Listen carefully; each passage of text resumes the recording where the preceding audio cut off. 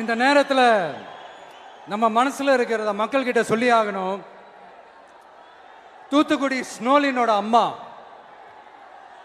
என்ன அவங்களோட தம்பி, இன்னும் அவங்க பொண்ணுக்கு நான் தாய் மாமன்னு சொன்னாங்க.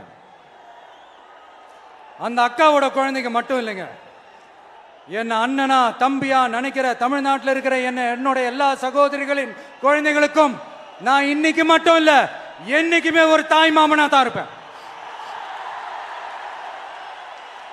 நீங்க எல்லாரும் என்னுடைய ரத்த உறவு, கூட பிறந்த பொறுப்பு.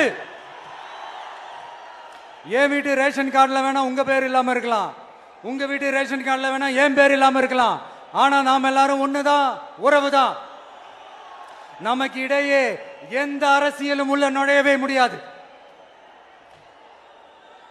என்கிட்ட இருந்து உங்களையும் உங்ககிட்ட இருந்து என்னையும் எந்த சக்தியாலும் பிரிக்கவே முடியாது. அப்புறம் நான் ஒன்னும் இந்த மார்க்கெட் போனதுக்கு அப்புறம், ரிட்டையர் ஆனதுக்கு அப்புறம் அடைக்கலம் தேடி அரசியலுக்கு வரல, படைக்கலனோட வந்திருக்கிறோம். பவர்ஃபுல் போர்ஸோட, மாபெரும் படை வரிசையோட, எல்லாத்துக்கும் தயாராகி தான் வந்திருக்கிறோம். இவ்வளவு தயாரா நாம அரசியலுக்கு வர்றதுக்கு ரொம்ப ரொம்ப முக்கிய காரணம் ஒண்ணு இருக்கு. அது என்ன தெரியுமா? நன்றி கடன், நன்றி கடன், நன்றி கடன்.